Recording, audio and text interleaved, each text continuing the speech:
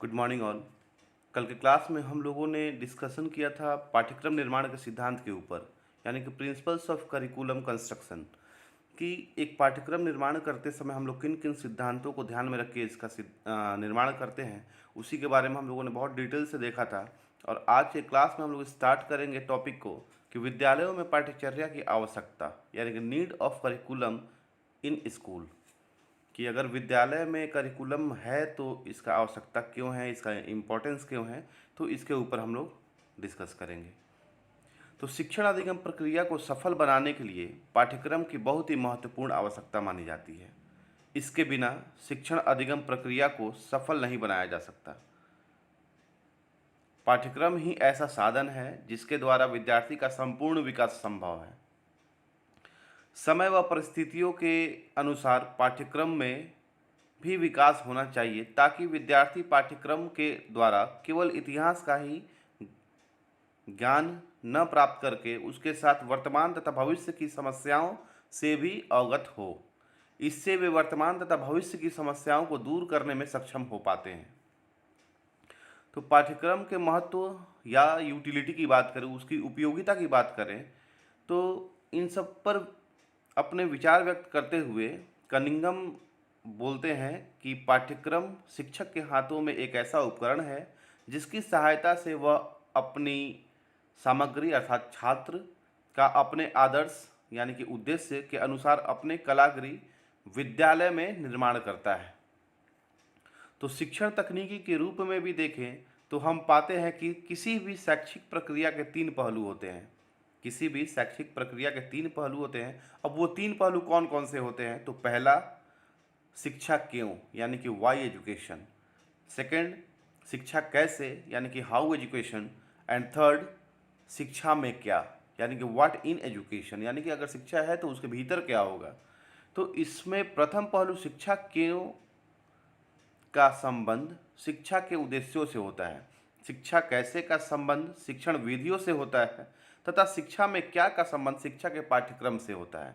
इस प्रकार पाठ्यक्रम का सीधा संबंध शिक्षा के उद्देश्य तथा शिक्षण विधियों से होता है। पाठ्यक्रम शिक्षा के उद्देश्यों को प्राप्त करने का एक साधन है तथा शिक्षण विधियों का चयन भी अध्यापक पाठ्यक्रम के अनुसार ही करता है। जैसे कि हम लोग अभी भी जो भी टीचिंग टेक्निक करते हैं, जो भी शिक्षण विधि अपनाते हैं, तो वो हम लोग करिकुलम के अनुसार ही अपनाते हैं। इस प्रकार पाठ्यक्रम उद्देश्यों तथा शिक्षण विधियों दोनों के लिए महत्वपूर्ण है। इसके साथ ही पाठ्यक्रम औपचारिक शिक्षा का एक महत्वपूर्ण भाग माना जाता है। औपचारिक शिक्षा केवल विद्यालय, कॉलेज, विश्वविद्यालय आदि में ही संभव है। जो फॉर्मल एजुकेशन की बात की जा रही है, तो फॉर्मल एजुकेशन के बारे में हम लोग पहले जान चुके हैं कि वो विद्यालय, कॉलेज या विश्वविद्यालय में ही उसका निर्माण संभव है और उस पर इम्प्लीमेंट किया जा सकता है। तो ऐसी शिक्षा के लिए पाठ्यक्रम का निर्माण उस समय की आवश्यकताओं व परिस्थितियों के आधार पर होता है। शिक्षण अधिगम प्रक्रिया के द्वारा ही विद्यार्थी अपना सर्वांगीण विकास करता है। यह विकास तभी अच्छी तरह हो सकता है जब पाठ्यक्रम का निर्माण भी उचित ढंग से हो। एक निश्चित पाठ्यक्रम विद्यार्थी का संपूर्ण विकास नहीं कर सकता है, इसलिए पाठ्यक्रम में समय व परिस्थितियों के अनुसार विकास का परिवर्तन करना चाहिए। पाठ्यक्रम की आवश्यकता व महत्व को हम लोग निम्नलिखित बिंदुओं द्वारा भी स्पष्ट कर सकते हैं। तो आज जो हम लोग ये विद्यालयों में पाठ्यचर्या की आवश्यकता जिस टॉपिक को हम लोग देख रहे हैं, डिस्कशन कर रहे हैं, तो इसमें टोटल 18 पॉइंट हैं। और चूँकि बहुत लंबा वीडियो हो जाने पे वीडियो अपलोड करने में दिक्कत आ रहा है, तो थोड़ा सा टेक्निकल प्रॉब्लम वहाँ पे है। तो हम लोग एक काम करेंगे आज कि इस 18 पॉइंट्स को दो भागों में डिवाइड कर देंगे। तो आज हम लोग 9 पॉइंट को देखेंगे और कल के क्लास में फिर इसी के 9 पॉइंट को देखेंगे। तो पहला जो पॉइंट है कि वो है सुव्यवस्थित शिक्षा की व्यवस्था, वेल ऑर्गेनाइज्ड एजुकेशन सिस्टम। तो पाठ्यक्रम द्वारा प्रचलित शिक्षा प्रणाली को व्यवस्थित किया जा सकता है। इससे यह निश्चित करने में भी सुविधा रहती है कि शिक्षा के किस स्तर पर कौन सी विषय वस्तु पढ़ानी है, कौन सी क्रियाएं करनी है तथा कौन कौन से अनुभव प्रदान करने हैं। तो पाठ्यक्रम की सहायता से ही यह निश्चित करने में सुविधा रहती है कि छात्रों में विभिन्न स्तरों पर कौन सी दक्षताएं, प्रवृत्तियों तथा रुचियों का विकास करना है। तो सेंस यहाँ यही है कि अगर एक निश्चित पाठ्यक्रम होता है तो बहुत सारी चीज़ों को करने में आसानी होती है। जैसे कि कौन सी क्रिया हम लोग कर सकते हैं, कौन कौन से अनुभव प्रदान कर सकते हैं बच्चों को, या बच्चों के रुचियों के अनुसार हम लोग क्या कुछ कर सकते हैं, तो उन सब बातों को देखने में सुविधा होती है। सेकंड है उद्देश्यों की प्राप्ति, तो अटेनमेंट ऑफ ऑब्जेक्टिव्स। तो समाज की शैक्षिक आकांक्षाओं तथा आवश्यकताओं को पूरा करने के लिए सर्वप्रथम शिक्षा के उद्देश्यों का निर्धारण किया जाता है। यानी कि समाज का जो शैक्षिक आकांक्षा है तथा उस समाज का आवश्यकता क्या है, उसको पूरा करने के लिए सबसे पहले हम लोग क्या अज्यूम करेंगे कि शिक्षा का उद्देश्य हम लोग क्या रखें। तो उस चीज़ को निर्धारण करेंगे कि जिससे हम लोग समाज के शैक्षिक आकांक्षाओं को भी पूरा कर लें और समाज की आवश्यकताओं को भी पूरा कर लें। और इन उद्देश्यों की प्राप्ति के लिए पाठ्यक्रम का निर्माण तथा विकास किया जाता है। तो पाठ्यक्रम के अभाव में शैक्षिक उद्देश्यों की प्राप्ति असंभव है। तो ये बात भी सही है कि अगर करिकुलम नहीं हो तो शैक्षिक उद्देश्य की प्राप्ति हम नहीं कर सकते हैं, तथा इसके अभाव में शिक्षण कार्य भी संभव नहीं हो पाता है। अब एक चीज़ देखा जाए कि अगर एक सटीक करिकुलम मेरे पास नहीं है, सटीक पाठ्यक्रम नहीं है, तो कैसे हम अपने ऑब्जेक्टिव को गेन कर सकते हैं, तो वो इम्पॉसिबल है। तो थर्ड, ज्ञान प्राप्ति का साधन, यानी कि source of acquiring knowledge, source of acquiring knowledge. तो यह संसार ज्ञान या रहस्यों से भरा हुआ है। मनुष्य हर समय इस ज्ञान व रहस्यों को जानने के लिए उत्सुक रहता है। हम लोग खुद भी देखते हैं ना कि मनुष्य शुरू से कहते आ रहे हैं कि मनुष्य कितना जिज्ञासु प्राणी है। तो वो जिज्ञासु प्राणी क्यों है? क्योंकि वो ज्ञान है वो प्राप्त करना चाहता है अधिक से अधिक। परंतु यह ज्ञान वह केवल पाठ्यक्रम के द्वारा ही जान सकता है। पाठ्यक्रम का निर्माण ज्ञान प्राप्ति के आधार पर किया जाता है। ज्ञान प्राप्त करके मनुष्य अपने अनुभवों में वृद्धि करता है, जिससे वह समाज में अच्छा जीवन व्यतीत कर सकता है। अब जो भी ज्ञान मनुष्य प्राप्त करेगा तो उस जाहिर सी बात है उसका अनुभव बढ़ेगा, और जब अनुभव बढ़ेगा तो उसके अंदर का जो समायोजन वाला भावना है वो भी डेवलप होगा, और जब समायोजन वाला भावना डेवलप हो जाएगा तो वो अपने समाज में बहुत अच्छे तरीके से एडजस्ट करके रहेगा। फोर्थ, शिक्षण सामग्री का निर्धारण, डिटर्मिनेशन ऑफ स्टडी मटेरियल। तो पाठ्यक्रम हमें बताता है कि क्या पढ़ना है, यानी कि पाठ्यक्रम हमें बताता है कि हमें क्या पढ़ना है। इसकी सहायता से शिक्षा के विभिन्न स्तरों तथा कक्षाओं के लिए पाठ्य सामग्री का निर्धारण करने में सहायता मिलती है। अब पाठ्यक्रम के द्वारा ही जो शिक्षा का विभिन्न स्तर है और विभिन्न विभिन्न जो कक्षा है क्लास 1 to 12 या उससे ऊपर, तो सब में पाठ्य सामग्री का निर्धारण करने में इसी से सहायता मिलती है। तो पाठ्यक्रम ही बताता है कि विभिन्न कक्षाओं में क्या पढ़ाया जाए। जहाँ सुस्पष्ट पाठ्यक्रम नहीं होता है वहाँ पर निश्चित करना कठिन हो जाता है कि शिक्षक द्वारा क्या पढ़ाया जाए। फिफ्थ, स्तर बनाए रखने में सहायक, तो helpful in maintaining the standard. तो यदि पाठ्यक्रम सुनिश्चित रहता है, अब देखिए कि हमें और कौन कौन सा फ़ायदा मिल सकता है कि जब हमारे पास पाठ्यक्रम रहता है तो यदि पाठ्यक्रम सुनिश्चित रहता है तो इससे शिक्षा के स्तर को बनाए रखने में सहायता मिलती है। अब इससे पहला काम हो रहा है जिससे जो शिक्षा का स्तर बना रहता है पाठ्यक्रम के द्वारा। पाठ्यक्रम ही वह तत्व है जो विभिन्न कालों तथा समाजों में शिक्षा के स्तर में एकरूपता लाता है। यानी कि सेकंड क्लास में अगर कोई चैप्टर है तो वो आने वाले भविष्य में भी वो चैप्टर रहेगा।